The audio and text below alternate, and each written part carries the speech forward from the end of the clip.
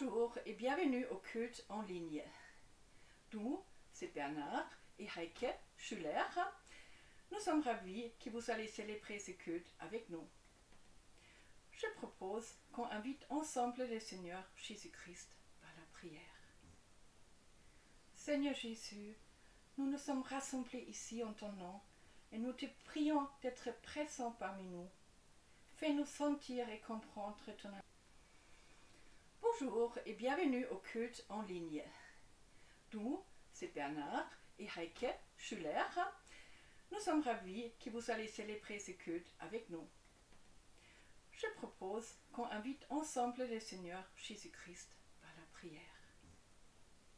Seigneur Jésus, nous nous sommes rassemblés ici en ton nom et nous te prions d'être présent parmi nous. Fais-nous sentir et comprendre ton amour pour nous et ta volonté pour chacun d'entre nous. Nous remettons ce culte entre tes mains, Seigneur. Sois loué, sois béni. Amen. Pour commencer, chantons le chant « J'ai soif de ta présence ». Et c'est vrai, nous avons besoin de la présence du Seigneur, pas seulement pour le culte, mais chaque jour dans notre vie.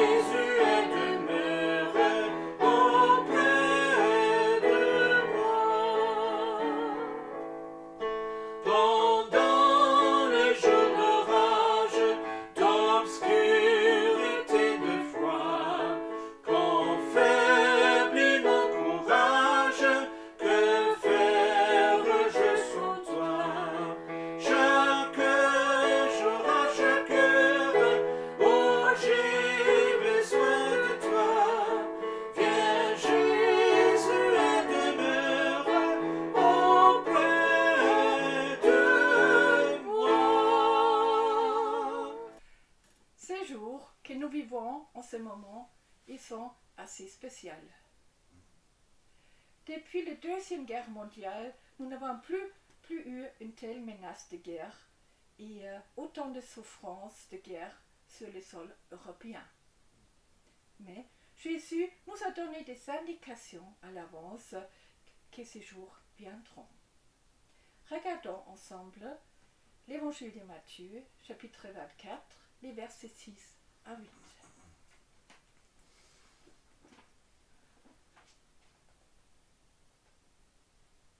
Vous allez entendre parler de guerres proches ou lointaines. Attention, n'ayez pas peur. Oui, tout cela doit arriver, mais ce ne sera pas encore la fin. Un peuple se battra contre un autre peuple et un roi se battra contre un autre roi. Dans plusieurs régions, il y aura la famine et la terre tremblera. Tous ces événements seront comme les premières douleurs de l'accouchement. Et sautons dans l'évangile de Luc, chapitre 21, verset 28. Quand tout cela commencera à arriver, redressez-vous et relevez la tête. Oui, Dieu vous rendra bientôt libre.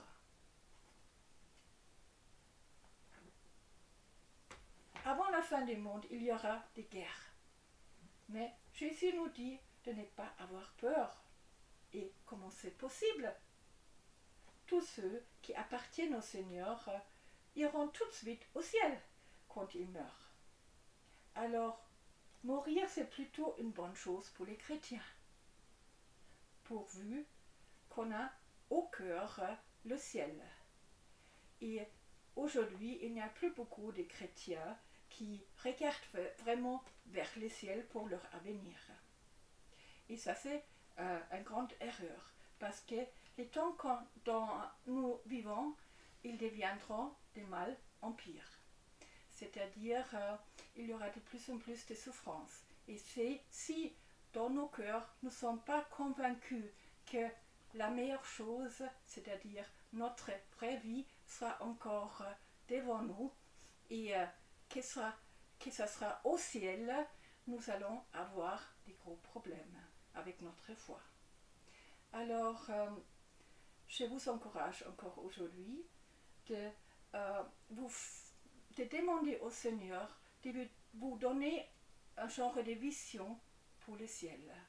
Que dans votre cœur, vous tenez ferme que le ciel, ça, c'est votre chez vous. Et maintenant, nous allons entrer dans un temps de chant et de prière.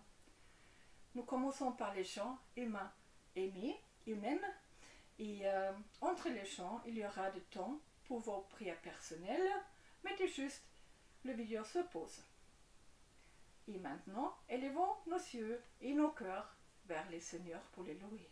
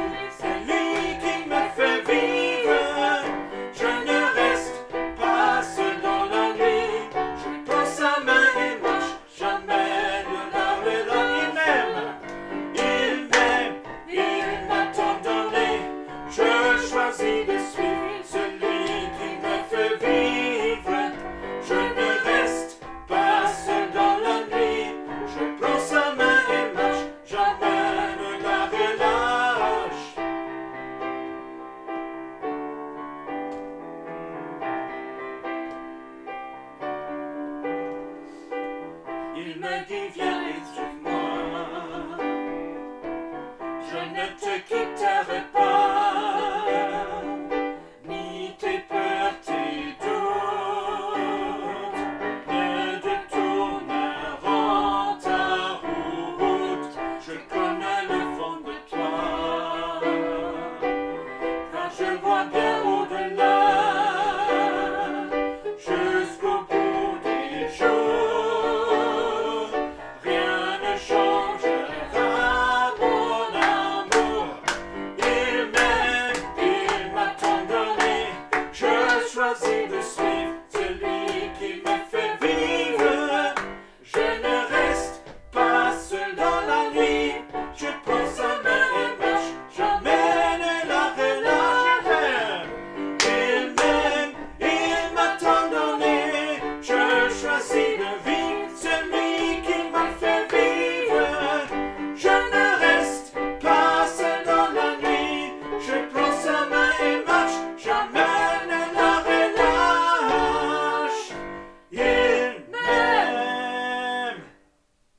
Alléluia. Alléluia. Merci Père Céleste.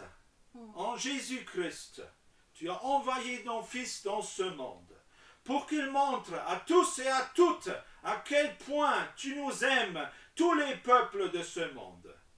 Par contre, il y a une condition pour ton amour, et c'est celle que tous et toutes croient en Jésus-Christ ton Fils, qui est mort à la croix avec le péché du monde entier.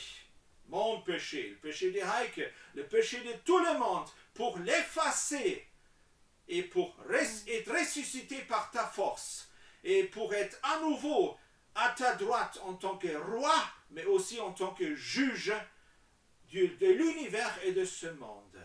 Jésus-Christ, tu as dit, le Père t'a tout donné entre tes mains, le jugement, mais aussi le salut. Ceux qui t'acceptent, qui se soumettent à toi, de tous les peuples, ils seront bénis, ils seront remplis de ton Saint-Esprit, de la nouvelle vie, ils seront guidés à travers de ce monde. Guide-nous, Seigneur, à rester dans ton amour jusqu'à la vie éternelle. Amen. Amen. Seigneur Jésus, je te remercie et je te loue ce matin parce que tu es avec nous maintenant, tout de suite ici, et tu seras avec nous pendant toutes les difficultés qu'on va vivre et pendant l'éternité. Merci Seigneur Jésus, merci pour ta présence. Amen. Lèvons les yeux vers le seul qui peut nous aider dans ce monde. Le prochain chant, je lève les yeux vers le Dieu de mon salut. Chantons ensemble.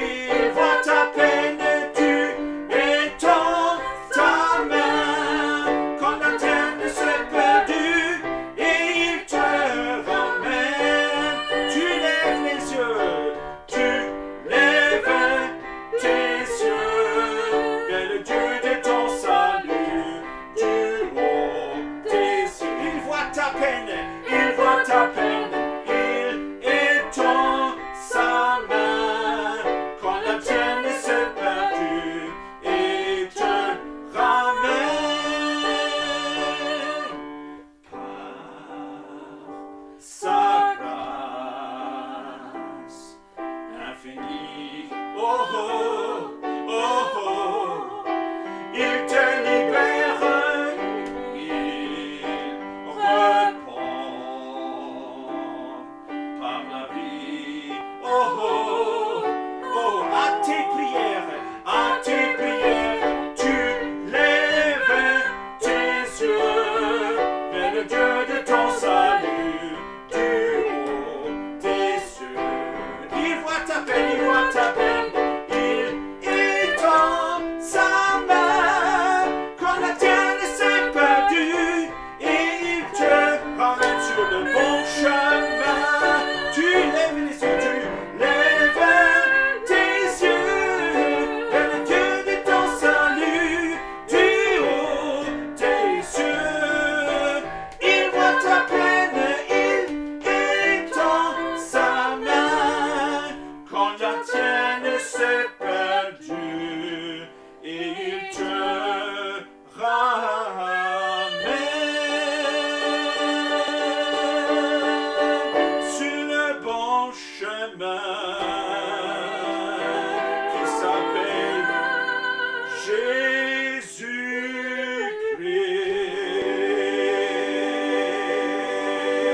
Jésus-Christ. Alléluia. Seigneur Jésus-Christ, tu es la vérité, Amen. la vie et le chemin vers Dieu. Il n'y a pas d'autre chemin vers Dieu. Il n'y a pas d'autre chemin vers le pardon. Il n'y a pas d'autre chemin pour être libéré de ses fautes dans la vie, être libéré de la mauvaise conscience, être libéré de la douleur, de la maladie et des guerres quand tu reviendras, Seigneur. Nous lèverons nos yeux et tu nous enlèveras vers toi comme tu-même l'as dit. Oui, c'est Merci Seigneur. Tu es notre seul espoir et nous sommes pleins de foi en toi parce que tu nous lèveras vers toi. Alléluia. Et nous prions maintenant que tous les chrétiens de ce monde se préparent parce que tu viendras. Et que tous les chrétiens de ce monde fassent ce qui est nécessaire. Annoncer l'évangile à tous les voisins, à tous et toutes au poste de travail, à tous les autres qui n'ont pas de travail comme nous-mêmes peut-être, à tous les autres qui sont malades comme nous-mêmes peut-être, à tous les autres qui sont pauvres comme nous-mêmes. Parce que tu viendras, Seigneur. Nous lèvons nos yeux vers toi et nous allons venir et aller vers toi. Tu vas nous soulever.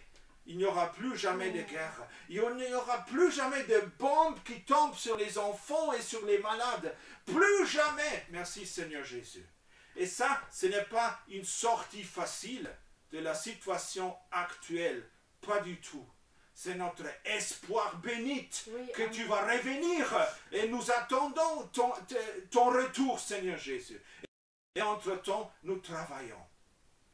Nous donnons pour les associations humanitaires. Nous donnons aux associations chrétiennes qui aident ceux et celles qui sont sous la guerre. Et nous prions pour eux. Mais en même temps, nous prions que tous et toutes lèvent les yeux vers toi. En Ukraine, pour qu'ils soient sauvés par toi, le seul prince de la paix qui va revenir pour nous enlever dans ton royaume. Parce que cette terre, les êtres humains sont tellement idiots, ils vont la détruire. Oui. Mais toi, tu as déjà préparé la vie dans le ciel pour nous. Sois glorifié, Seigneur Jésus-Christ. Chers frères et sœurs à la maison, soyez dans cette certitude que Jésus-Christ reviendra pour te chercher, pour sa vie éternelle. Tu seras à tout jamais libéré de maladies, de handicap, de mépris, de xénophobie, de pauvreté, de tout. Et maintenant sur ce monde, tenons fermement Jésus-Christ parce qu'il viendra. Amen. Amen. Chers amis en Jésus-Christ, chers amis qui vous ne nous connaissez pas, et qui vous connaissez peut-être même pas encore le Père Céleste, et le Fils de Dieu, et le Saint-Esprit qui agit sur ce monde, parmi tous les peuples, et parmi tous ceux et toutes celles qui cherchent Dieu, pour les guider vers un chrétien qui connaît Dieu, vers une église où Jésus-Christ est annoncé et son évangile, vers un lieu de prière où la personne peut trouver Dieu. Voilà le travail du Saint-Esprit. Et son travail est immense. Chers amis, nous sommes dans deux royaumes. Et ces deux royaumes s'affrontent aujourd'hui dans le monde entier de plus en plus. Ça ne nous plaît pas du tout. Nous ne voulons pas de ça. Notre corps, nos âmes aspirent que ce soit Dieu qui fasse paix sur la terre. Mais nous devons lire ce que Dieu dit, au lieu d'aspirer ou espérer ou philosopher des choses lesquelles Jésus-Christ n'a jamais prononcées ou prophétisées ou promis.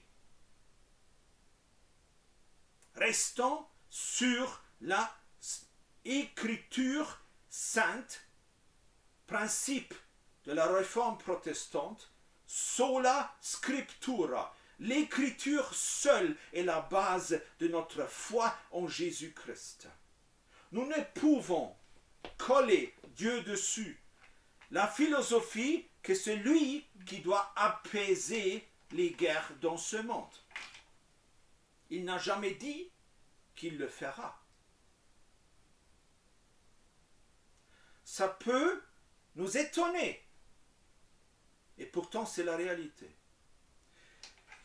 Les disciples de Jésus-Christ ont demandé à Jésus, quelques jours avant sa crucifixion,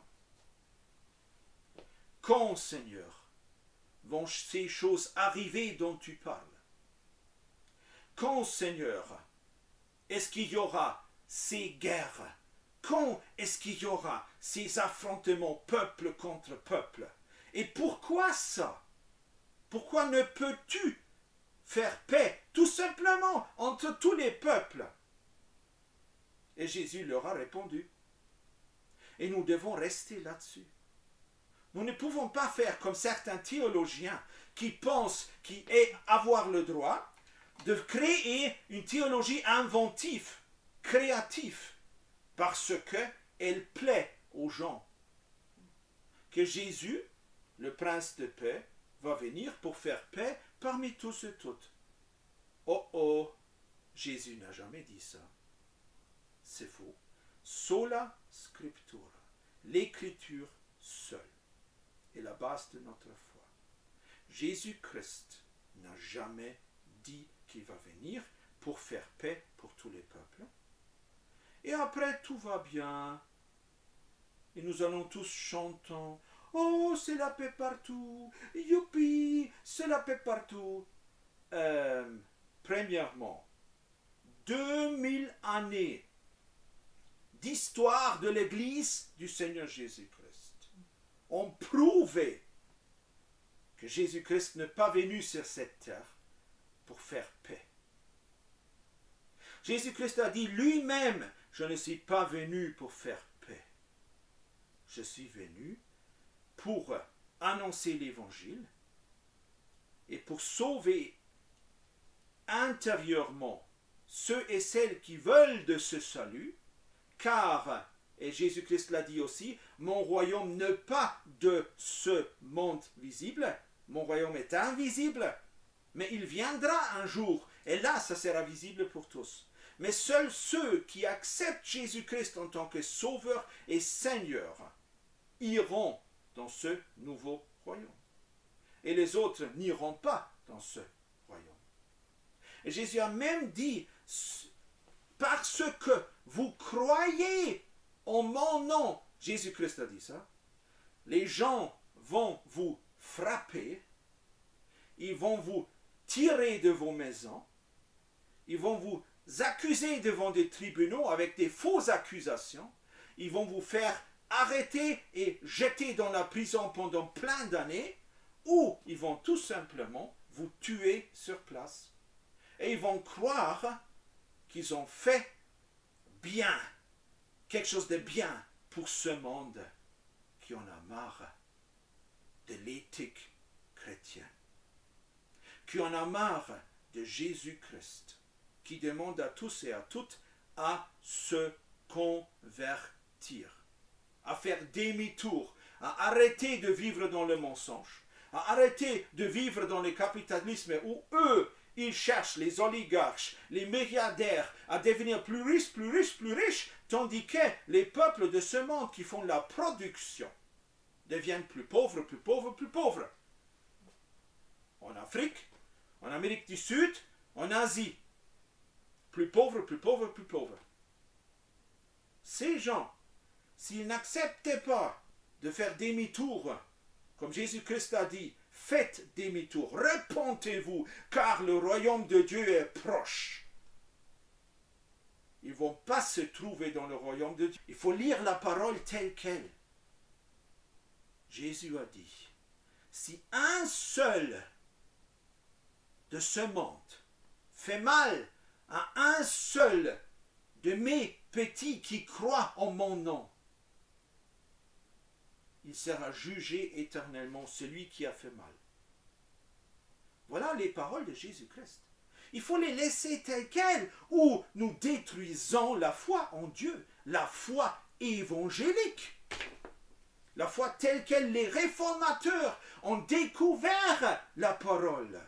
Les réformateurs ont traduit la parole dans toutes les langues. En anglais, Wycliffe, John Wycliffe. En tchèque, Johann Hus. En allemand, Luther et d'autres. En français, il y en avait plein qui l'ont traduit dans d'autres langues.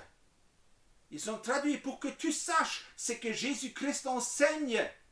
Mais aujourd'hui, la courbe elle est inversée. Il y a des théologiens qui veulent que tu ne saches plus ce que Jésus-Christ enseigne, parce que c'est inacceptable. Un Jésus-Christ qui veut la guerre. Non, ce n'est pas Jésus qui veut la guerre, mais ceux qui détestent Jésus font la guerre contre ceux qui croient en Jésus-Christ. Voilà.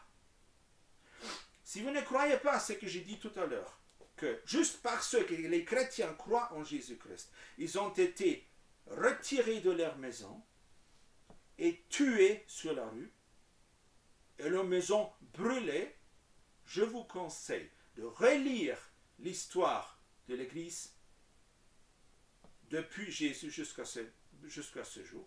Parce que déjà les Romains ont fait ça. Ils ont brûlé les gens, ils ont tué les gens, ils les ont brûlés vifs dans les stades romains. Alors, écoute, la première génération de chrétiens a vécu ce que Jésus-Christ a dit. Parce que vous croyez en mon nom, ils vont faire ça. Ils vont vous tuer en pensant de faire quelque chose de bien pour ce monde. Aujourd'hui, c'est la même chose. Dans pratiquement chaque pays majoritairement musulman, les chrétiens qui croient en Jésus-Christ vivent tous les jours et toutes les nuits sous la menace de la mort. Mon épouse et moi, nous collaborons avec une œuvre internationale qui s'appelle Portes ouvertes, ou en anglais Open Doors. Cette œuvre existe depuis presque 60 ans. Aujourd'hui, ils ont des partenaires dans tous les pays où quelqu'un qui vient de l'Ouest ne peut même plus y aller. Et ils aident les chrétiens persécutés. Ils y vont, ils s'introduisent dans le pays s'ils peuvent. Ils font le tour des églises de maisons cachées parce qu'ils ne peuvent pas vivre leurs églises ouvertement. Ils les encouragent, ils prient pour eux, ils les encouragent, ils leur apportent des Bibles, ils leur apportent à manger, ils leur apportent l'aide des églises qui sont en liberté, en Europe ou aux États-Unis ou n'importe où. Ils apportent aide à ceux qui sont persécutés et menacés de mort. Nous recevons tous les mois cette magazine de Open Doors. Vous pouvez commander ça aussi sur www.portes ouvertes. Et Heike va vous afficher ça sur l'écran. Et là, vous pouvez commander ce magazine mensuel numérique sur votre adresse email. Et vous aussi, vous pouvez prier jour après jour pour l'Église persécutée. Aujourd'hui, nous avons plus de 70 pays sur 195 pays administratifs sur ce monde où les chrétiens sont persécutés et menacés de mort. 70 pays sur 195 pays de ce monde. Alors ne me dis pas que Jésus-Christ avait tort quand il a dit on va te menacer, on va te brûler ta maison, on va séparer hommes et femmes, parce que l'homme, il s'est converti venant de l'islam. La femme aussi. Alors, on prend la femme et les enfants, on les ramène dans leur famille musulmane, on l'enferme pendant des mois, on l'oblige à retourner à l'islam, et l'homme, on le chasse, on brûle sa maison, on vole son bétail, on brûle ses champs, ou on le tue tout simplement. Si vous ne croyez pas ça, je vous conseille de lire sur www.portesouvertes.fr, soit FR, ONG, net, qui va vous afficher ça. Lisez. Ces gens, ils donnent leurs récits avec photos et ce sont des preuves. Il y a plusieurs millions, plus de 50 millions de chrétiens dans ce monde qui vivent tous les jours sous la menace de mort par les peuples où ils vivent. En Inde, c'est pareil. En Chine, c'est pareil. En Corée du Nord, c'est pareil. En Afghanistan, c'est pareil. En Iran, c'est pareil. En plein de pays de ce monde. Les chrétiens sont pourchassés, même tués. Les femmes sexuellement abusées pour les contraindre à ne plus croire en Dieu. Pourquoi? Parce que quand on fait une telle chose à une mère qui a des enfants, et les enfants doivent regarder comme la femme, par des gens méchants, a été sexuellement abusée, on espère que cette maman va plus jamais croire que Dieu est amour et que Jésus-Christ est un sauveur et que le Saint-Esprit est avec elle pour lui donner et assurer la vie éternelle.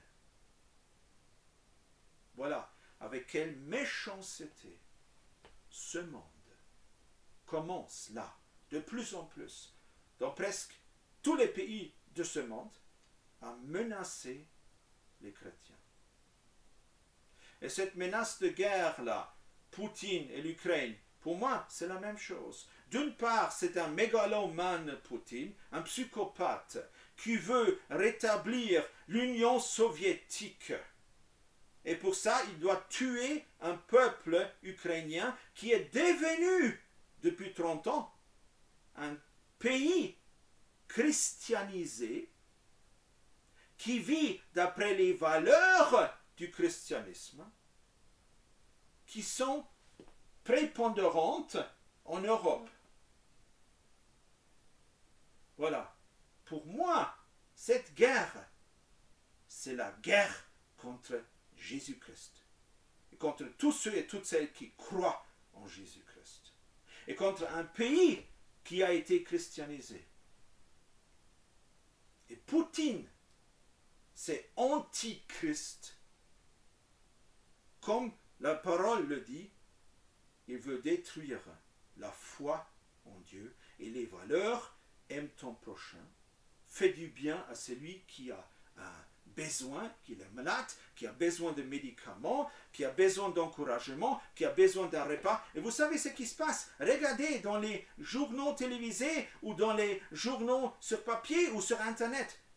Les Ukrainiens font preuve d'amour du prochain et de solidarité comme nous n'avons jamais vu auparavant, nous les Européens qui ont oublié ce qui est la menace de guerre.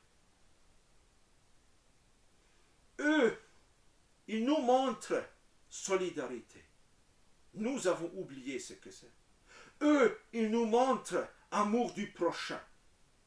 Ils ne tuent pas les soldats russes. Vous savez, Poutine, Volodymyr Zelensky, le président de l'Ukraine, a appelé par les réseaux sociaux les mères des jeunes soldats, jeunes recrues, sans aucune expérience de guerre, lesquels Poutine a envoyés pour qu'ils crèvent dans la mort.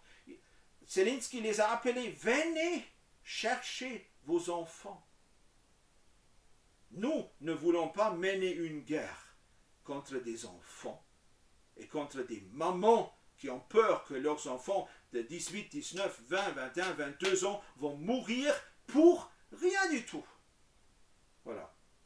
Le peuple ukrainien prouve ce qui est amour du prochain.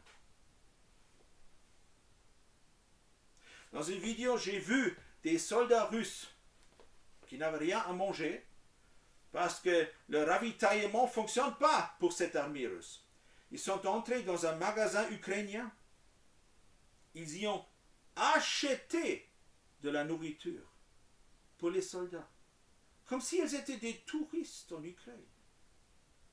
Et on leur a donné. Alors, maintenant, dis-moi, ce peuple ukrainien a besoin d'être nazifié ou de dénazifié. Ils ont besoin de ça. Et ce sont des nationalistes que l'on doit tuer, comme Poutine dit. Ah non, non, non. C'est un antichrist qui tue ou essaye de tuer les valeurs lesquelles Jésus-Christ a enseignées. Point à la ligne.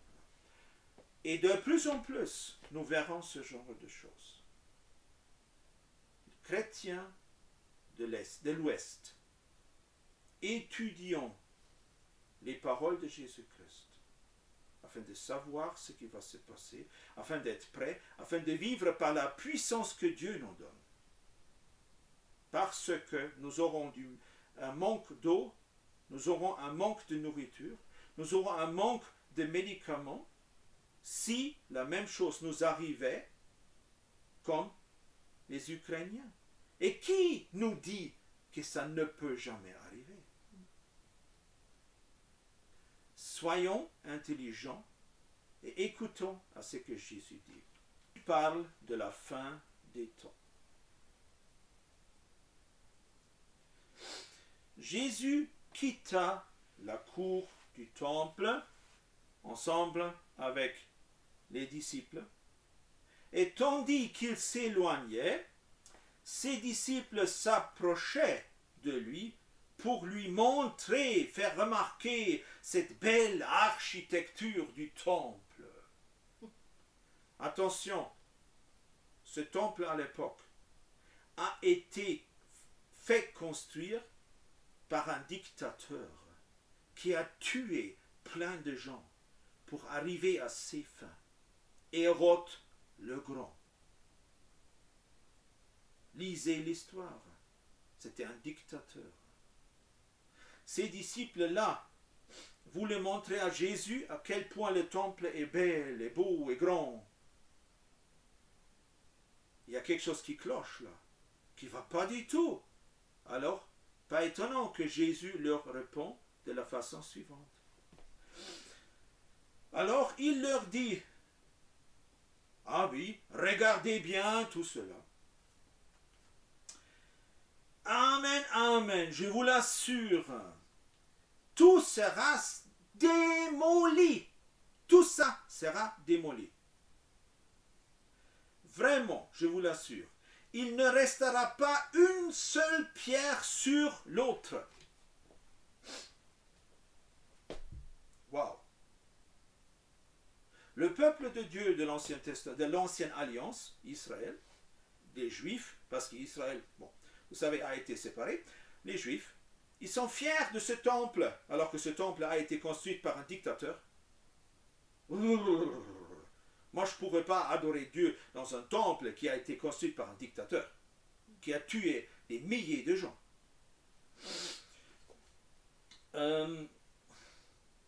Et Jésus-Christ dit, tout sera démoli. Bon, par l'histoire, nous savons que le général romain Tite, en romain, en latin Titus, est vraiment venu. Et il a tout détruit en Jérusalem, y compris le temple. Entre 67 et 70 après Jésus-Christ. C'est-à-dire seulement 30 ans plus tard de cette situation où Jésus leur parlait. 30-35 ans plus tard. Waouh! Qui aurait cru que ça va se produire? Ça s'est produit. Je crois que nous faisons bien d'écouter à ce que Jésus a à dire. Il est le Dieu éternel. Il n'est plus sur ce monde le petit Jésus dans sa crèche. Non, non, non. Il est assis à côté du Père céleste. Le Père lui a donné la puissance et l'autorité de gouverner, de sauver, mais aussi de juger l'univers entier, y compris le monde. Ici, ce n'est pas un petit Jésus qui parle. Attention.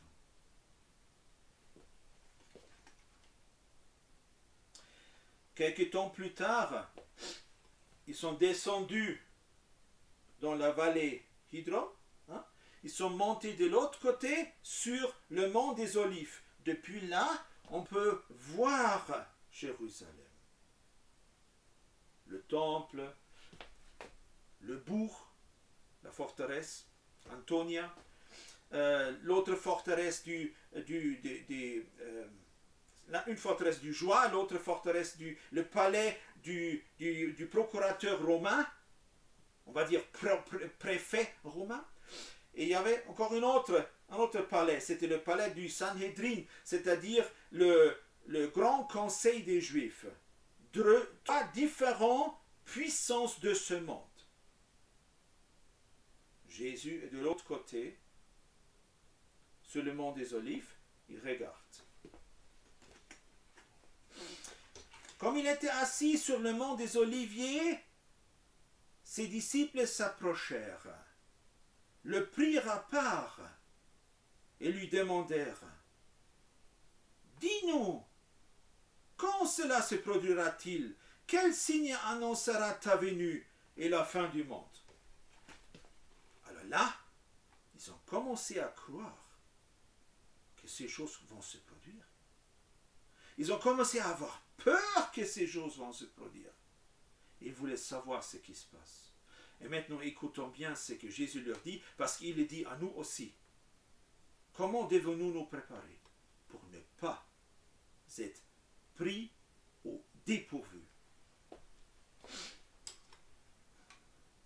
Jésus leur répondit: faites bien attention, que personne ne vous induise en erreur.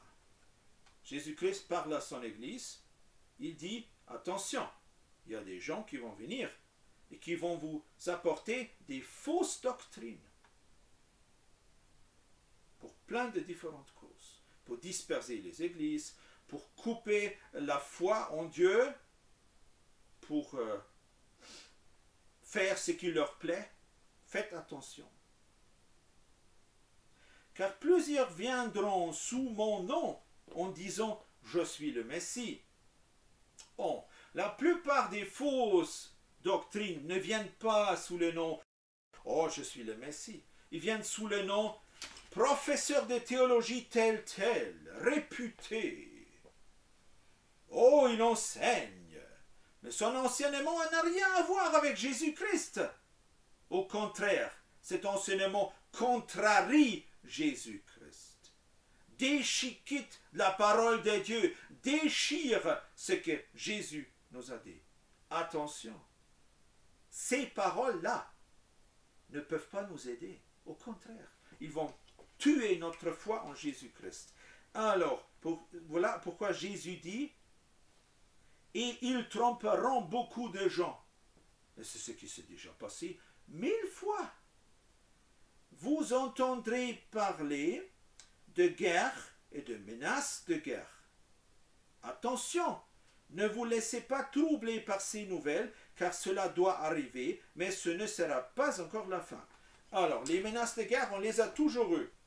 Dans l'Antiquité jusqu'à aujourd'hui. Mais jusqu'à aujourd'hui, on a de plus en plus des guerres entre tous les peuples. Le peuple des Rohingyas est persécuté, tué, chassé par le peuple de Myanmar, Birmanie en français. Plein de peuples ont été chassés, tués. Mon peuple, les Saxons de la Transylvanie, qui ont vécu dans la Transylvanie pendant 750 ans, ont été privés de leurs terres, de leurs villes, de leurs entreprises, de leurs ateliers, de leurs champs, de leur bétail par le dictateur Ceausescu. Et ils ont été chassés de leur pays où ils ont vécu pendant 750 ans. Mon peuple n'existe plus en tant que peuple. Donc, le souvenir peut-être. Moi, j'y suis encore né. Mes parents, mes frères, mes oncles, mes tantes. Mais c'est juste le souvenir. Le peuple n'existe plus. Il y a plein de tels peuples qui ont été tués par des dictateurs.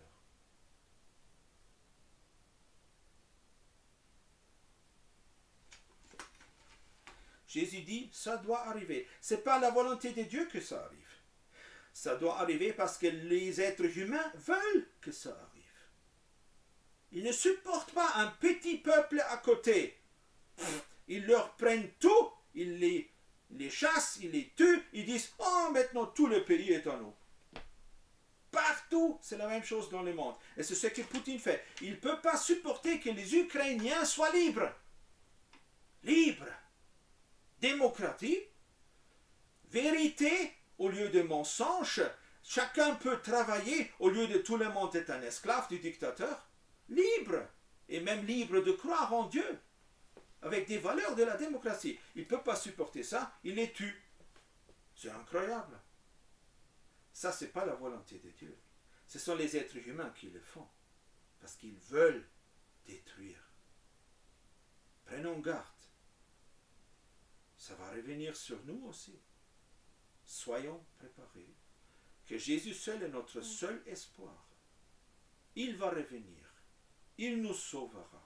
Et nous, aussi longtemps que nous sommes là, nous devons annoncer l'évangile, aider les autres à croire, parce que le seul espoir, c'est Jésus-Christ, le roi de l'univers.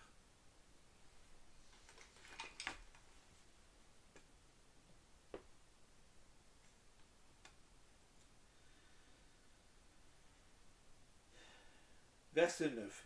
Alors on vous persécutera et l'on vous mettra à mort. On a déjà en parlé.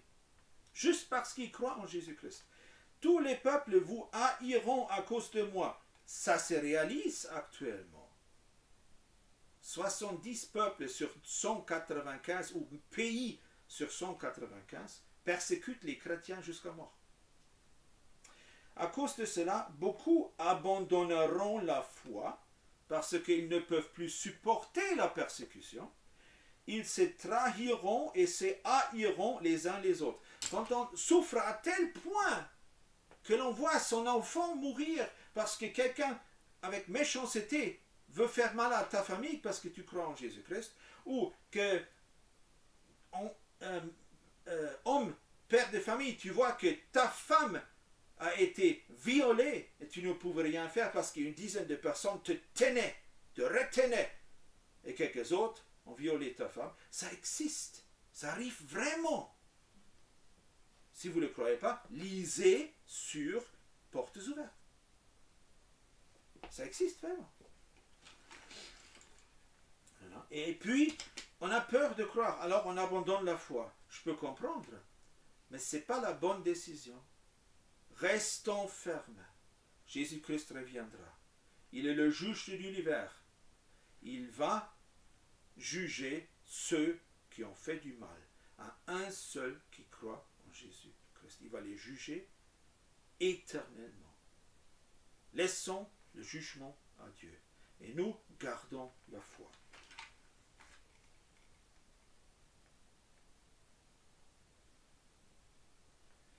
Mais celui qui tiendra bon jusqu'au bout sera sauvé.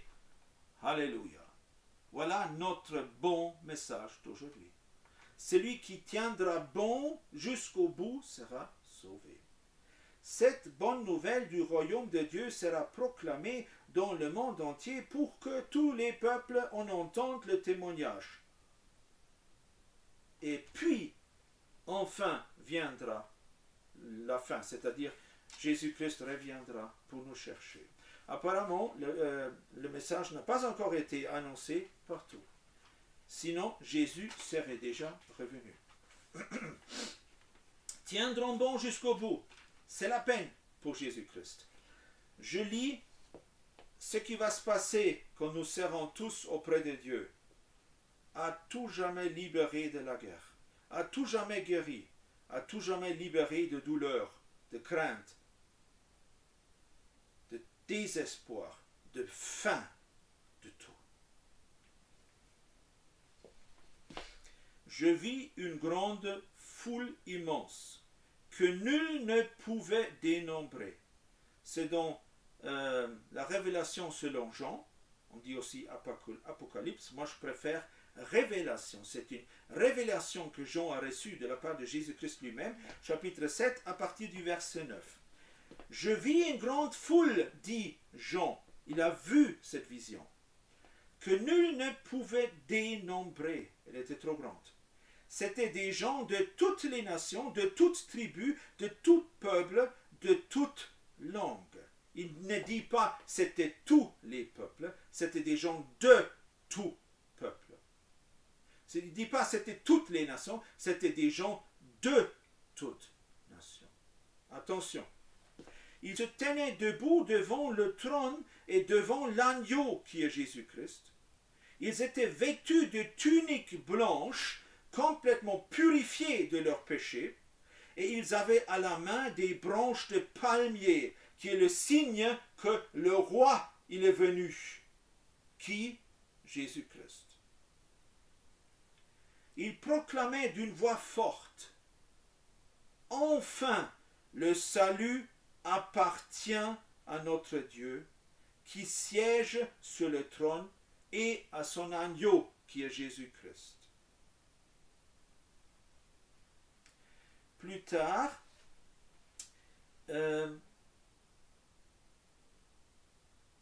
alors l'un des représentants du peuple de Dieu prit la parole et me demanda à Jean, l'apôtre Jean, mais ce sont qui les gens vêtus d'une tunique blanche? Qui sont-ils et d'où sont-ils venus? Très bonne question. Jean répond, mon Seigneur, c'est toi qui le sais, parce que lui, il n'était pas sûr. Alors, ce monsieur-là, du ciel, il reprit, ce sont ceux qui viennent de la grande détresse sur ce monde, qui ont subi la guerre, la famine, les maladies, le mépris, les coups. Ils ont lavé et blanchi leur tunique dans le sang de l'agneau. La mort de Jésus-Christ et son sang qui a coulé, c'est notre salut, c'est notre nettoyage de nos cœurs, de nos consciences, de notre cerveau, de nos âmes, de notre personnalité. Et le symbole de notre salut intérieur total, de tout ce qui est mal sur cette terre, le symbole, c'est la tunique blanche, sans tache. C'est pourquoi ils se tiennent devant le trône du Dieu éternel et lui rendent un culte, une adoration, nuit et jour, dans son temple éternel. Et celui qui siège sur le trône les abritera sous sa tente éternellement. Ils ne connaîtront plus ni la faim, ni la soif. Ils ne souffriront plus des ardeurs du soleil, ni d'aucune chaleur brûlante, car l'agneau qui est au milieu du trône prendra soin d'eux comme un berger. Il les conduira vers les sources d'eau vive, et Dieu lui-même essuiera toute larme de leurs yeux. Voilà la bonne nouvelle d'aujourd'hui. Nous avons des choses à subir sur ce monde qui dépassent nos capacités, mais Jésus-Christ, il est plus grand que ça. Par son Saint-Esprit, il nous rend capables de supporter. Restons dans la prière et restons dans la foi, parce que Jésus viendra, il nous amènera. Et dans son royaume éternel, avec un temple bâti par Dieu et pas par des êtres humains, nous allons louer Dieu éternellement. Nous ne souffrirons plus jamais. Et ça sera terminé. Tenons ferme. Jésus-Christ, le roi de l'univers, viendra. Il nous sauvera. Il nous guidera dans son royaume. N'ayons pas peur de ce qui arrive sur ce monde, alors que ça nous fait peur. Et pourtant, ayons le regard fixé vers Dieu. Et nous allons survivre par la puissance de Dieu. Prions. Père Céleste, les choses qui arrivent sur ce monde nous dépassent nos intelligences, dépassent nos émotions, dépassent nos capacités à supporter le mal. C'est incroyable. Mais ta parole est claire. Nous voulons rester fermes dans la foi en toi, Jésus-Christ, parce que toi nous guideras à cette vie éternelle. Et tu ne permettras pas que le diable ou qui que ce soit aura le dessus sur nous. Au contraire, nous resterons dans ta paix et dans ta grâce et dans ta joie et dans ta victoire sur le mal jusqu'à ton retour. Même ceux où les bombes tuent le corps, leur âme, leur esprit, leur personnalité sera immédiatement guidée par tes anges jusqu'à ton royaume où tu leur donneras un nouveau corps éternel. Ils seront à tout jamais libérés de leur douleur et souffrance. Réjouissons-nous pour ceux qui y sont déjà et gardons la foi, nous qui devons encore supporter. Merci Père de nous donner ta puissance, ta grâce pour que nous soyons plus que vainqueurs. Amen. Merci Bernard pour ce message qui est plus actuel maintenant que jamais. Et je propose qu'on chante encore le chant Ô Jésus, mon Sauveur, pour élever Jésus-Christ en tant que notre Sauveur.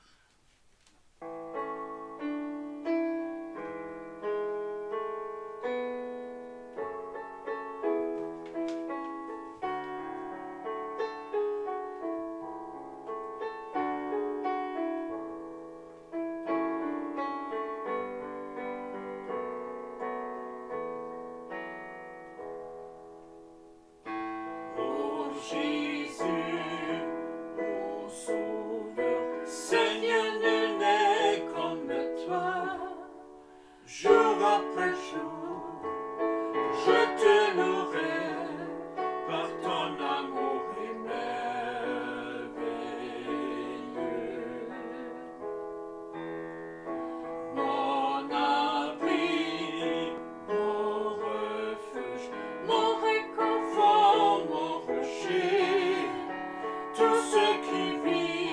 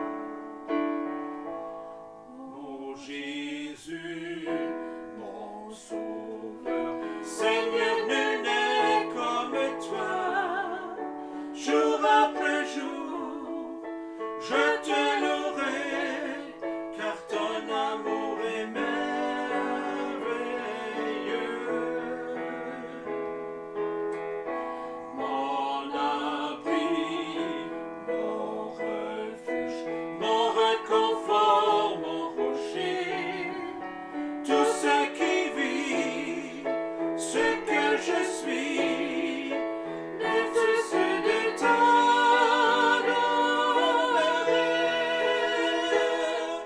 Chante au Seigneur, cri de joie, terre entière. À Dieu la gloire, la puissance et l'honneur. Les monts inclinent et les flots rugissent à l'écho de ton nom. Je vois tes œuvres et mon cœur crie de joie. Je t'aimerai, je tiendrai par la foi. Rien ne pourrait égaler tes promesses pour moi.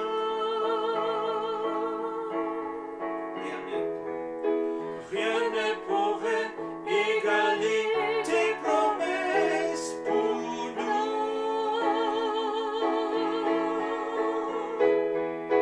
Rien ne pourrait égaler tes promesses pour nous.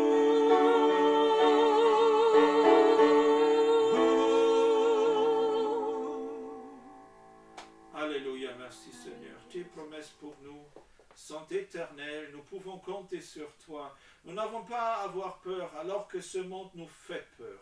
Et pourtant, ta puissance parmi nous est plus grande. Guide-nous dans ton éternité, Seigneur. Amen. Amen. Le temps est déjà avancé. J'aimerais quand même prendre quelques minutes pour prier, pour intercéder pour les personnes en Ukraine, mais aussi en Russie. Nous allons prier surtout que ces deux peuples et aussi les Biélorusses sera touchés par la grâce de Dieu et qu'il y aura encore beaucoup de personnes qui se tourneront vers Dieu. Seigneur Jésus-Christ, nous te remettons les Ukrainiens qui souffrent. Nous te remettons aussi les Russes qui sont envoyés dans une guerre sans but, sans sens. Et leurs mères, leurs pères qui sont à la maison et qui sont désespérés. Seigneur, nous te prions aussi pour les Biélorusses qui sont mêlés dans une guerre qui ne les concerne pas. Mais aussi, je te prie pour eux qu'il y a des personnes qui se tournent vers toi à cause de toute cette souffrance. Seigneur, nous te remettons ces trois peuples et nous te prions que tu travailles par ton Saint-Esprit dans le cœur humain, que tu travailles par ton Église qui se trouve dans ces pays et que tu travailles aussi par les associations qui vont dans les pays pour aider, pour montrer l'amour que tu as pour ces peuples. Nous te prions aussi pour les réfugiés qui arrivent maintenant à l'Europe, dans les pays ici. Et nous te prions, Seigneur, aussi que tu touches ces personnes par l'amour qu'il leur est montré et qu'ils puissent te trouver en tant que Sauveur et Seigneur et qu'ils puissent être sauvés eux aussi. Nous te remercions, Seigneur, pour ta grâce et pour ta fidélité, que c'est toi, notre Sauveur. Merci. Et pour finir, je vous encourage encore de prendre la Bible et chercher les paragraphes qui parlent sur le ciel pour que vous serez assurés de plus en plus que vous irez au ciel et que ça c'est le lieu où vous voudriez être.